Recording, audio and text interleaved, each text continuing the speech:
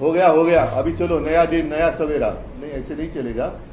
जो भी कुछ हो रहा है वो जब तक रुकता नहीं, पाकिस्तान को हम सबक सिखाते नहीं, तब तक मैं तो मानता हूं पाकिस्तान के साथ सारे संबंध रोकने चाहिए या तोड़ने चाहिए। वो भतीजे का मामला है, जय शाह उनका भतीजा है। भतीजे ने कहा तो उसको थोड़े वो मना करेंगे, भतीजे के आदेश पे को वो चल रहे हैं। ये जो परिवारवाद वहां चल रहा है भारतीय जनता पार्टी में, इसी वजह से पाकिस्तान के साथ खेला जा रहा है। जावेद मियाँदाद के घर बाला साहब नहीं गए थे, जैसे मोदी जी गए थे नवाज शरीफ के घर बर्थडे विश करने के लिए और केक खा के आए थे, वैसे बाला साहब नहीं गए थे।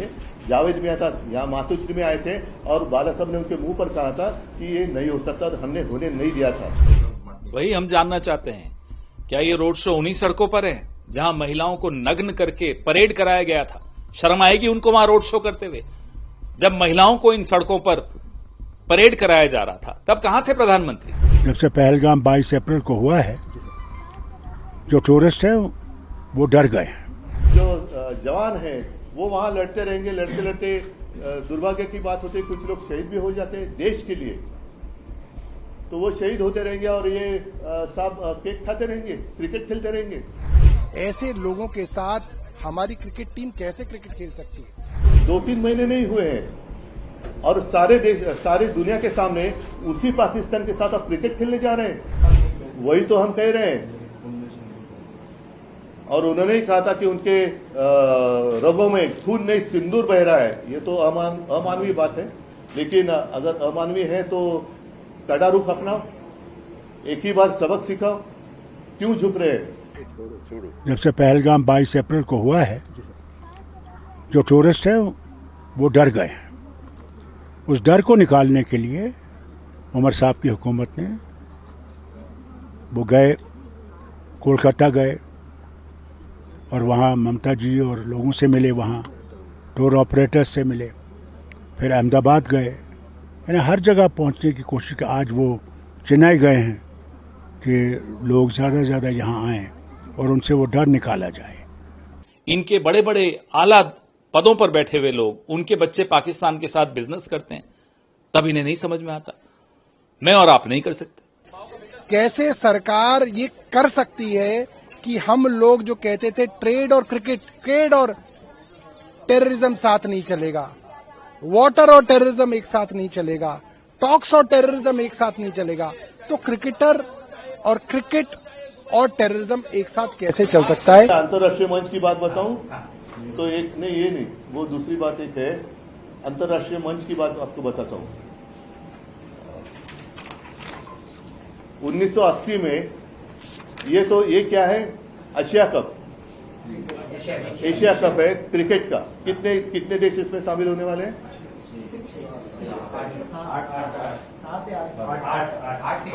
8। और ओलंपिक में कितने होते हैं?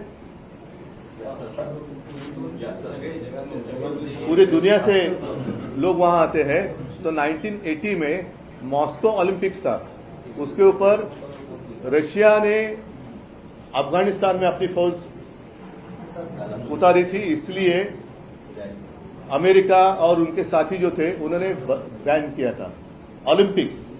फिर उन्होंने 1980 में बहिष्कार किया था, इसलिए रशिया ने 84 का जो ओलंपिक था शायद लॉस एंजलिस में, उसके ऊपर उन्होंने बहिष्कार डाला था।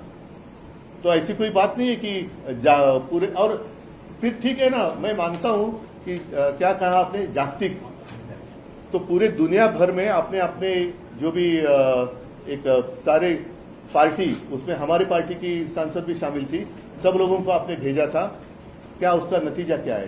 कितने लोगों ने आपकी बात सुनी, कितने लोगों ने आपकी बात मानी, कितने लोगों ने आपको सपोर्ट किया? और वहां जाकर आपने क्या कहा था कि पाकिस्तान हमारे देश में घुसपैठ कर रही है, पाकिस्तान हमारे देश में आतंकवाद फैला रही है। तो अब 2-3 महीने नहीं हुए हैं और सारे दुनिया के सामने उसी पाकिस्तान के साथ आप क्रिकेट खेलने जा रहे हैं। तो पाकिस्तान आतंकवादी है या नहीं है? पाकिस्तान हमारा दुश्मन है या नहीं है? पाकिस्तान के साथ हमारे रिश्ते कैसे होने चाहिए? या सिर्फ हमारे जो जवान हैं वो वहां लड़ते रहेंगे, लड़ते लड़ते दुर्भाग्य की बात होती है कुछ लोग शहीद भी हो जाते हैं देश के लिए। तो वो शहीद होते रहेंगे और ये सब केक खाते रहेंगे, क्रिकेट खेलते रहेंगे। ये अच्छी बात नहीं है। क्यों? क्योंकि पैसा आ रहा है जय शाह के पास। पहले सवाल पर एक बार फिर आएंगे।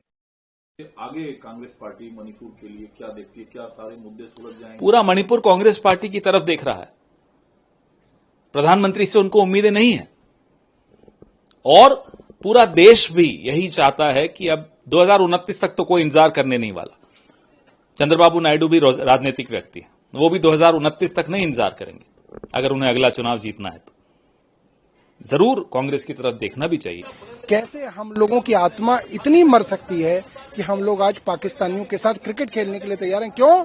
ताकि बीसीसीआई और आईसीसी जैसी संस्थाएं पैसा कमा सकें। पहली एक बात तो ऐसी है कि हमें या आपको भी क्या हमारी फॉरेन पॉलिसी क्या है, कुछ समझ में आई है बात? ये सवाल मैं आपको पूछ रहा हूं, आपके समझ में आई है बात? मेरे तो नहीं आई है। और मुझे तो ऐसी आशंका है कि शायद प्रधानमंत्री की समझ के बाहर की बात है।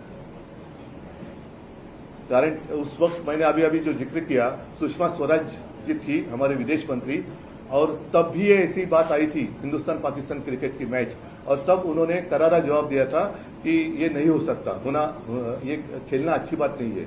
और तब ये जयशंकर उनके सेक्रेटरी थे, अब सेक्रेटरी मंत्री बनने लगे। उद्धव जी, इंडिया पाकिस्तान मैच के खिलाफ आप बोलते रहे, लेकिन बीजेपी आरोप लगाती है कि पाकिस्तानी क्रिकेटर मातोश्री आते रहे हैं। मैं तो उनको यही कहना चाहता हूं, या क्या इसका मतलब यह है कि वो बाला साहब की देशभक्ति पर आशंका ले रहे हैं, सवाल उठा रहे हैं? इतनी उनकी औकात है? इतनी उनकी औकात है क्या बाला साहब की देशभक्ति पर आरोप लगाने की? इतनी औकात है भाजपा की?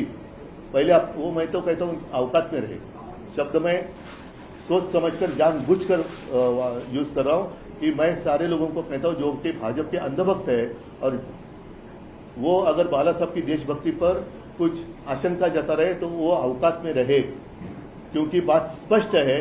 जावेद मियादाद के घर बाला साहब नहीं गए थे, जैसे मोदी जी गए थे नवाज शरीफ के घर बर्थडे विश करने के लिए और केक खा के आए थे, वैसे बाला साहब नहीं गए थे। जावेद मियादाद यहाँ मातोश्री में आए थे और बाला साहब ने उनके मुंह पर कहा था कि ये नहीं हो सकता, और हमने होने नहीं दिया था। और शायद वो जो दुख है कि तब मैच होती तो भाजपा वाले देखने के लिए जा सकते थे, लेकिन वो उनका मौका उनको नहीं मिला, इसलिए वो पेट दर्द है। लेकिन फिर से मैं कहता हूं कि बाला साहब के ऊपर आरोप लगाने के लिए या लगाने से पहले सारे भाजपाइयों को मैं कहता हूं कि औकात में रहे। ठीक है, चलो धन्यवाद। जय हिंद, जय महाराष्ट्र।